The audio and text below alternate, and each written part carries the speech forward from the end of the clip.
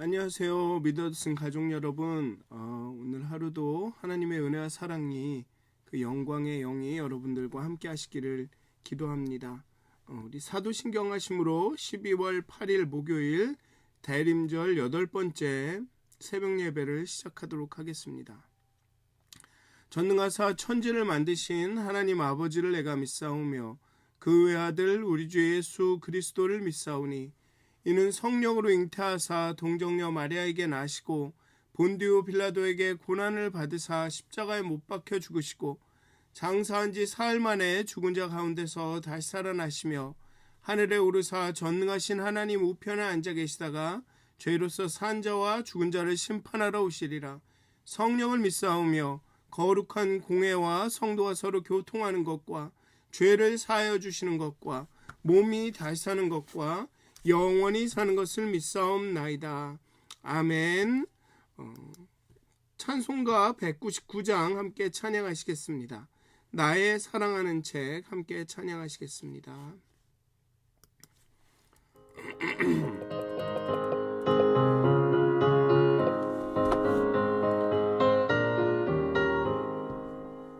나의 사랑하는 책 비록 베어졌으나 어머님의 무릎 위에 앉아서 심히 있게 듣던 말 그때 일을 지금도 내가 잊지 않고 기억합니다.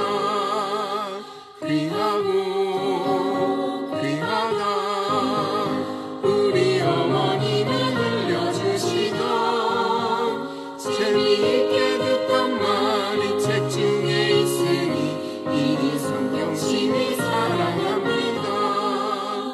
옛날 용맹스럽던 다니엘의 경험과 유대인 다윗 왕의 역사와 저의 손이 엘리야 바람 타고 하늘에 올라가던 일을 기억합니다.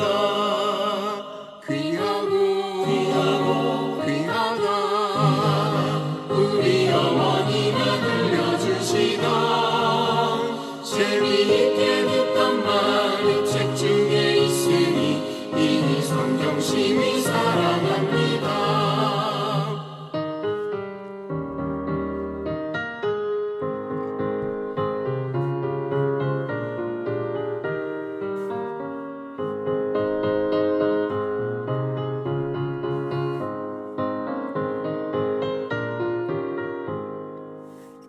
예수 세상 계실 때 많은 고난당하고 십자가에 달려 죽임당하니 어머니가 읽으며 눈물 많이 흘린 것 지금까지 내가 기억합니다.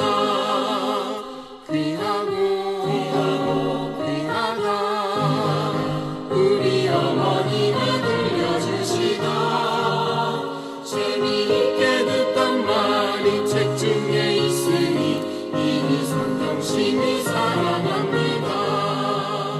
그때 일은 지나고 나의 눈에 와닿고 어머니의 말씀 기억하면서 나도 시시때때로 성경 말씀 읽으며 주의 빛에 따라 살려 합니다. 귀하고 귀하다 우리 어머님이 들려주시던 재미있게 듣던 말이 책 중에 있으니 이니 성경심이 사랑합니다. 아멘. 기도하시겠습니다. 하나님, 이 아침에 하나님을 향해 나갑니다. 우리의 영이 우리의 마음이 하나님을 향해 발돋움합니다. 하나님, 무엇보다도 주님의 말씀을 사모하게 해 주시옵소서. 우리 믿음의 선배들처럼 주의 말씀을 사모하여서 그 눈이 쇠하였다 한 것처럼 하나님, 우리의 마음이 우리의 영이 하나님을 너무나도 사모하고 하나님에게 가까이 가고 싶어서 정말 성경을 사모하고 성경 읽고 묵상하기를 즐기는 기뻐하는 그런 삶을 살아가게 해 주시옵소서. 우리 안에 주의 말씀을 향한 그 사모함과 열정을 다시금 한번 불일 듯 일으켜 주시옵소서. 그리하여서 주의 말씀을 읽고 상고하고 내 곁에 두고 정말 묵상할 수 있도록 하나님 우리의 마음을 열어주시옵소서. 우리의 오늘 깨워주시옵소서. 감사합니다. 예수님의 이름으로 기도하였습니다. 아멘. 오늘 함께 나누실 말씀은 디모데후서 3장의 말씀입니다. 디모데후서 3장 12절에서 17절까지의 말씀입니다. 제가 봉독하도록 하겠습니다. 디모데후서 3장 12절에서 17절까지의 말씀입니다.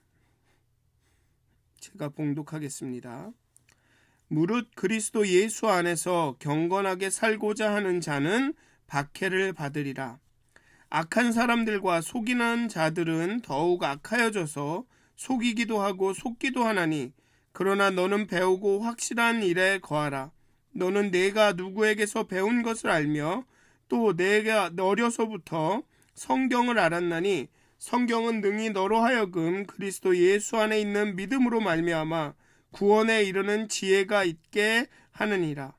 모든 성경은 하나님의 감동으로 된 것으로 교훈과 책망과 바르게 함과 의로 교육하기에 유익하니, 이는 하나님의 사람으로 온전하게 하며 모든 선한 일을 행할 능력을 갖추게 하려 함이라. 아멘. 디모데전서는 여러분들도 잘 아시다시피 바울이 디모데에게, 즉 뭐라 그럴까요? 사역자 선배인 바울이 이제 막 사역을 시작한 후배인 디모데에게, 제자인 디모데에게 권면을 전하는 그러한 목회 서신입니다. 디모데야, 이렇게 이런 사역을 해라, 이런 목사가 되라 라는 그런 어떤 권면과 격려, 조언, 이런 게 담겨진 것이 디모데 전후서죠. 그리고 이 본문에서 바울은 그러나 너는 이라고 말합니다. 그러나 너는 사실은 여기 12절에도 그러나 너는이라는 그런 헬라어의 의미가 있는 것이 있다고 합니다. 그런데 여기에는 그걸 분명하게 번역이 되지 않았는데, 어쨌든 오늘 본문은 그러나 너는 이라는 말이 중간에 나옵니다. 14절에 보면 그러나 너는, 그 얘기는 당시의 도덕적 쇠퇴나 헛된 종교적 과시나 거짓 가르침, 즉 디모데 전후서의 그런 주제가 배경이 되고 있는 그 세상의 도덕적 쇠퇴나 헛된 종교적 과시나 거짓 가르침의 전파와는 분명히 대조되게 디모데는 다르게 되고 필요하다면 박해를 받고 홀로 서야 됩니다. 여기도 보면 악한 사람들과 속이는 자들은 더욱 악하여져서 속이기도 하고 속기도 한다. 즉 바울은 그 악한 현실을 인정하고 있습니다. 성경은 예수님도 그렇고 너희는 세상에서 환난을 당하나 담대하라처럼 그 악한 사회적, 도덕적, 영적 현실을 부인하지 않습니다. 그냥 어떤 뭐랄까요, 유토피아를 말하는 것처럼 지금은 뭐 이런 세계입니다, 뭐 이런 세계가 옵니다 라고 그냥 말하지 않습니다. 악한 현실을, 정말 그 희망이 없는 현실을 전제로 합니다. 그리고 그 안에서 어떻게 우리가 소망이 있는지, 어떻게 견디며 우리의 믿음을 지키며 살아갈 수 있는지, 살아가야 되는지를 말하죠. 그래서 오늘 본문은 그렇게 시작하죠. 경건하게 살아라. 그렇지만 박해를 견뎌라. 물론 말은 경건하게 살고자 하는 자는 박해를 받으리라 라는 그냥 이렇게 선언으로 이야기하지만 그 이야기는 네가 이 세상과 다르게 경건하게 살아야 하는데 그렇게 경건하게 살게 되면 박해를 받을 것이다 라고 말합니다. 물론 지금은 이 바울이나 이 제자들이나 사도들이 받았던 것과 같은 그런 박해를 받지는 않을 것입니다. 하지만 경건하게 살아가기가 더 어려워진 것은 사실일지도 모릅니다. 예전에는 그 박해가 어떤 반대하고 핍박하고 이런 박해로 왔지만 지금은 어쩌면 무관심하고 모든 것을 다 허용해주고 어쩌면 세상이 기독교의 그런 신앙의 모습에 관심이 없는 듯 보이는 그 상태가 어쩌면 우리에게 더 박해인지도 모릅니다. 초기 교회 공동체에서 이 환난과 박해는 거의 디폴트였습니다. 뭐라 그럴까요? 이렇게 초기 설정값. 그냥 예수 믿는구나. 그럼 고통이 있구나. 환난이 있구나. 박해가 있구나. 이게 하나로 오는 토럴 패키지. 하나로 오는 패키지였습니다. 그렇기 때문에 신약의 이 목회 서신들을 보면 환난을 기쁨으로 여겨라까지 제임스 야고보서에 가면 환난을 그냥 pure joy로 기쁨으로 여겨라라는 말까지 할 정도로 환난은 기독교 신앙에 함께하는 늘 같이 있는 것이었습니다. 그런데 이게 로마의 국교가 되면서 신앙을 갖는다는 것이 박해받고 핍박받는 것보다는 어떤 사회적 지위에 오르고 어떤 권력의 순위에 들어가는 잘 사는 사람들에게 편입되는 방식이 되어가죠. 즉 로마 제국의 일원이 되는 하나의 통로가 됩니다. 그러면서 교회는 신앙은 조금씩 세속화되고 타락하게 되는 것입니다. 어쩌면 박해가 없다라는 것이 우리에게는 박해인지도 모릅니다. 물론 여전히 신앙생활을 하는 것이 경건하게 살아가는 것이 도전이 되시는 분들이 있습니다. 사업을 하시는 분이거나 아니면 그렇게 세상과 아주 첨예하게 이렇게 함께 살고 계신 분들, 그런 분들에게는 여전히 경건하게 살고자 하는 것이 박해가 되고 어려움이 되는 그런 분들도 계시죠. 그렇지만 사회 전체적으로 봤을 때는 기독교가 무슨 일을 하든 별로 관심이 없는 그런 세계가 어쩌면 더 심한 박해인지도 모릅니다. 그래서 적어도 교회에 대해서 세상이 비판적이고 욕을 한다는 얘기는 아직도 교회에 좀 희망이 있는지도 모른다라고 생각할 수도 있죠. 왜냐하면 세상이 교회에 기대하기 때문에. 그렇게 박해를 한다면 어쩌면 그게 우리 교인들로 하여금, 교회로 하여금 깨어서 우리가 경건하게 살아야 하구나 라는 경각심을 주기도 한다는 것입니다. 그런데 교회가 어떻게 하든 세상이 아무 말도 안 한다면 어쩌면 그게 가장 큰 박해인지도 모릅니다.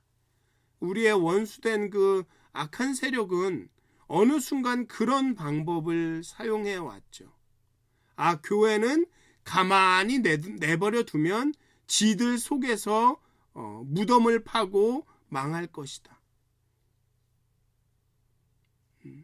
어느 시점까지는 세상은 교회에 대한 핍박과 박해가 심했습니다. 처형하고 잡아 죽이고 막 이랬습니다. 그런데 어느 시점부터는 그러지 않죠. 한국에 제가 어렸을 때만 해도 예수를 믿는 것은 한국 그 명동 한복판에서 나는 공산당이다 라고 말하는 것과 같다라는 인식이 있었습니다. 그렇게 세상으로부터 손가락질 받고 놀림을 당하는 그런 것이었는데 언제부턴가는 교회에 나가는 것이 어떤 명품을 착용하는 브랜드를 갖게 되는 그런 것과 비슷하게 됐죠. 나 무슨 사랑의 교회 다녀, 나 여의도 순복음 다녀 이러면서. 그러면서 어쩌면 교회가 어떤 세속화의 그런 과정이 가속되지는 않았나 그런 생각이 듭니다. 어쨌든 본문은 경건하게 살고자 하는 박해를 받는다라고 합니다. 경건하게 살고자 하는 사람들은 어려움이 있습니다. 그리고 경건은, 여기서 경건은 단순히 그 도덕적인 바른 행동을 하는 그런 경건하고는 그런 모습으로 나타나지만, 결국은 경건의 그런 핵심은 무엇이냐면 하나님에 대한 존경과 사랑, 하나님에 대한 충성이라는 것입니다. 하나님에 대한 존경과 사랑을 표현하고 사는 것, 그게 경건이라는 것입니다. 그게 박해를 받는다는 것입니다. 로마서 12장에서도 너희는 이 세대를 본받지 말고라고 말합니다. 이것을 직역을 하면 어떻게 되냐 하면, 세상이 세상의 틀로 너를 이렇게 쥐어짜게 하지 말아라. 세상의 틀에 너를 가두지 말라라는 뜻이 됩니다. 그렇지만 세상을 본받으라는 압력은 어마어마하죠. 너무나도 강압적이라서 어마어마한 것이 아니라 너무도 비밀스럽고 조심스럽게 아무도 모르게 부지불식간에 접근해 오기 때문에 어마어마합니다. 때로는 내가 세상을 본받지 않겠다라는 그런 노력을, 내가 세상과 같아지지 않겠다라는 노력을 세상의 방법으로 하고 있죠. 나는 세상과 같지 않아, 난 세상에 반대할 거야 라고 하면서 세상의 방법으로 그 일을 하고 있습니다. 그 정도로 우리에게 어떤 다가오는 세상의 세상을 따르라, 세상을 본받으라는 그 압력이 그렇게 대단합니다. 나는 하나님의 길을 가는 거야 하는데 그 길을 세상의 방법으로 가는 겁니다. 그래서 세계관이라는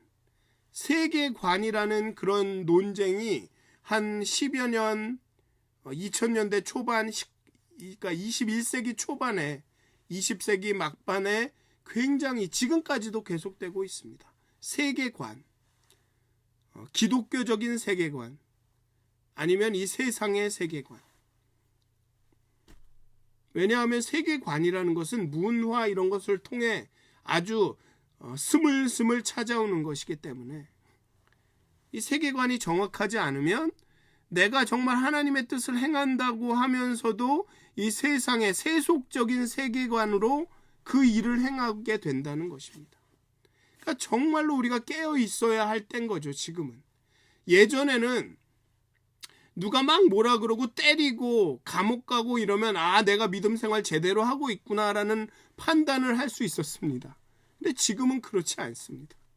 믿음 생활을 잘 한다고 하면서도 오히려 세속적인 세계관을 따라갈 수도 있습니다. 그리고 정말로 열심히 믿음 생활을 해도 아무도 관심이 없습니다. 잘한다 못한다 하지도 않죠. 그렇기 때문에 우리는 더 깨어 있어야 하는 것입니다.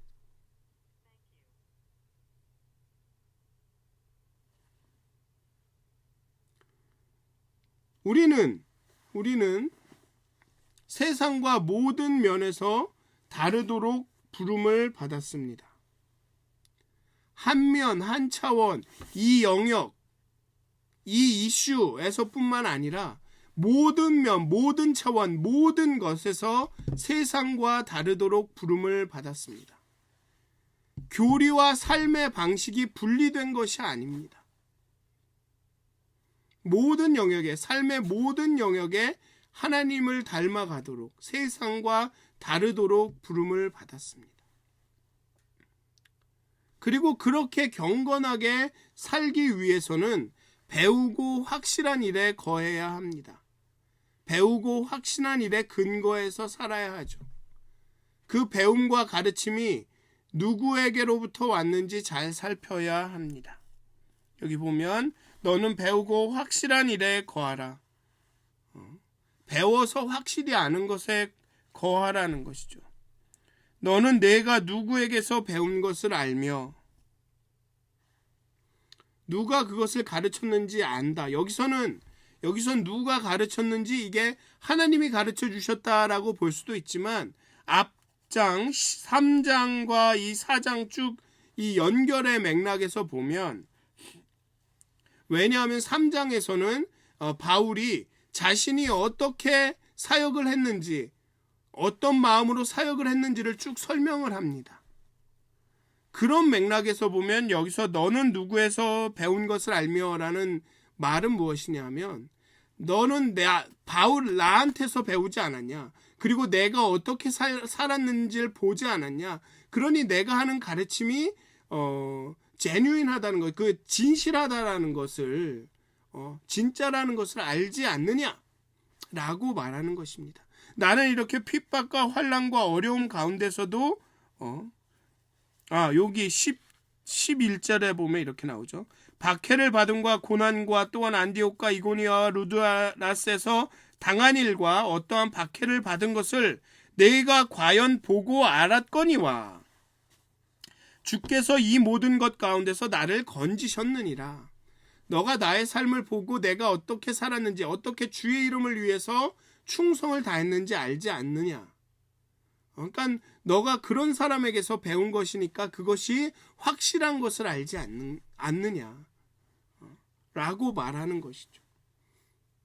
그러니 네가 배우고 확신한 일에, 내가 가르쳐준 일에 거기에 근거해서 살아가라 라고 말하고 있습니다.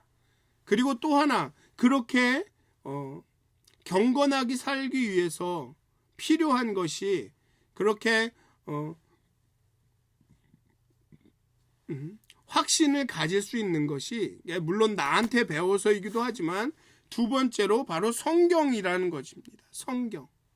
배우고 확신한 일을, 배운 것을 확신할 수 있는 이유가 뭐냐면, 첫째로는 바울에게서 배웠기 때문에, 둘째로 성경이기 때문에, 성경을 알기 때문에 라는 것입니다. 성경은 그리스도 안에 있는, 예수 안에 있는 믿음으로 말미암아 구원에 이르는 지혜를 가르쳐 주기 때문에 성경을 통해서 배우고 확신할 수 있다라는 것입니다. 그래서 감리교 교리에도 보면 성경 안에는 우리가 구원에 이르기에 필요한 모든 것이 담겨 있다, 충분한 것이 담겨 있다라고 말하고 있죠. 하나님의 사람으로 온전하게 하며 모든 선한 일을 행할 능력을 성경을 통해 주십니다. 지난 화요일에 말씀드린 것처럼 생명과 경건에 속할 능력을 말씀을 통해 얻을 수 있다는 것입니다. 그러니 핑계할 수 없죠. 하나님을 잘 믿기 위해서는 하나님께서 어떤 분인지를 잘 알아야 합니다. 그리고 하나님이 지으시고 보시는 내가 어떤 사람인지 잘 알아야 하죠. 하나님을 잘 알기 위해서, 나를 잘 알기 위해서는 성경 말씀을 잘 알아야 합니다. 그렇다는 게 성경 말씀을 막 이렇게 다 암송하고 전체를 다 읽고 이런 말씀을 드리는 것은 아닙니다. 성경을 깊이 묵상해야 한다는 거죠. 한 구절을 알아도, 한 부분을 알아도 깊이 묵상해야 한다는 것입니다. 성경은 그냥 한 번 읽고 끝내는 책이 아닙니다. 그냥 우리가 소설책 읽듯이 한번 쭉 읽고 이 책 재밌네 이러고 책장에 꽂아놨다가 나중에 한 10년 있다가 한 번 더 읽어볼까 하고 꺼내는 그런 책이 아니라는 것이죠.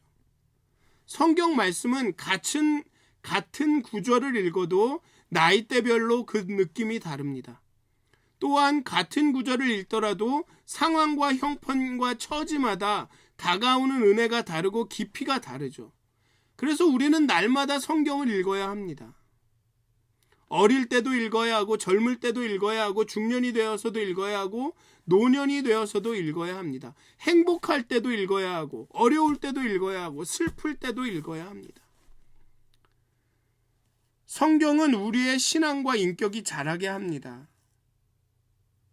교훈과 책망과 바르게 함과 의로 교육하기에 유익하니 하나님의 사람으로 온전하게 하며, 온전하다라는 건 성숙하다라는 거죠.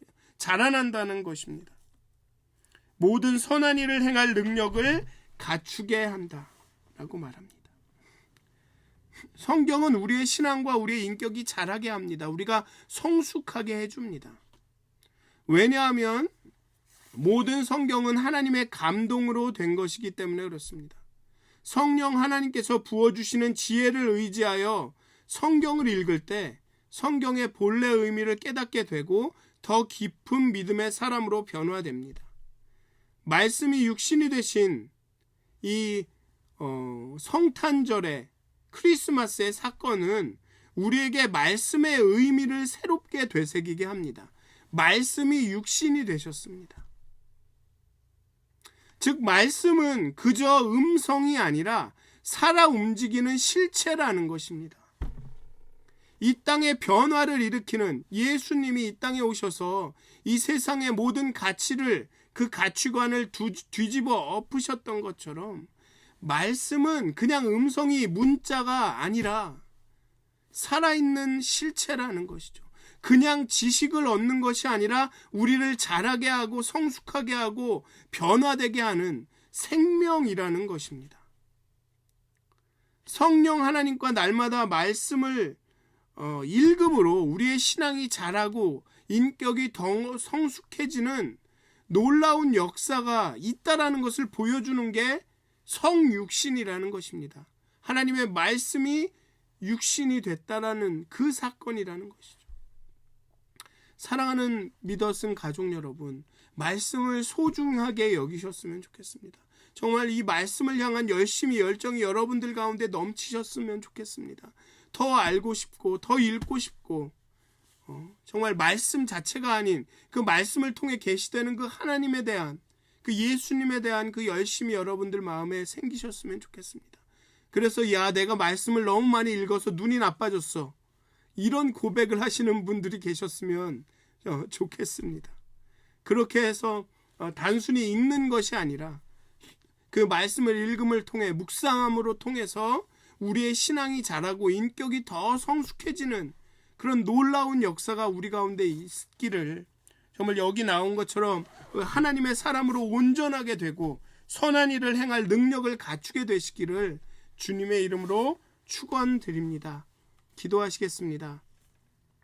하나님, 날마다 우리에게 말씀하시는 하나님, 사람들을 통해서 혹은 우리가 경험하는 사건들을 통해서, 우리가 겪는 일들을 통해서 우리에게 말씀하시는 하나님, 무엇보다도 경건하게 살아라. 정말 하나님께 존경과 충성과 사랑을 드리며 살아라. 하나님의 뜻대로 말씀대로 살아라. 말씀하시는 하나님, 하지만 우리의 육신이 약하여서 그렇게 살지 못할 때가 많습니다. 그리고 우리가 말씀에 의지하여 살아가기를 원합니다. 정말 어느 때든지 말씀을 묵상하면서 하나님 말씀을 통해서 하나님의 뜻을 발견하고 하나님의 뜻대로 그렇게 경건하게 살아가기를 원합니다.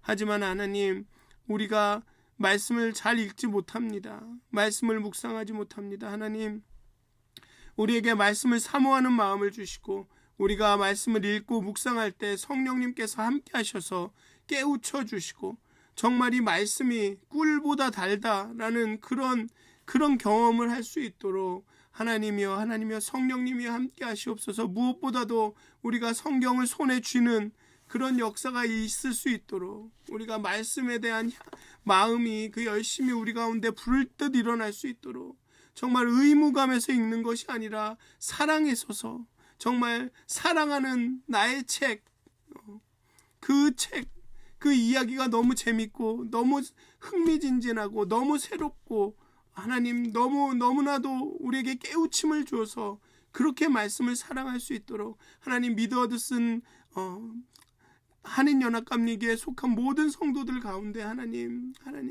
그 말씀을 향한 열정을 부어주시옵소서. 감사합니다. 예수님의 이름으로 기도하였습니다. 아멘. 하늘에 계신 우리 아버지여, 이름이 거룩히 여김을 받으시오며 나라의 임하옵시며 뜻이 하늘에서 이루어진 것 같이 땅에서도 이루어지이다. 오늘 우리에게 일용할 양식을 주옵시고 우리가 우리에게 죄 지은 자를 사해 준 것 같이 우리의 죄를 사해 주옵시고 우리를 시험에 들게 하지 마옵시고 다만 악에서 구하옵소서. 나라와 권세와 영광이 아버지께 영원히 쌓옵나이다.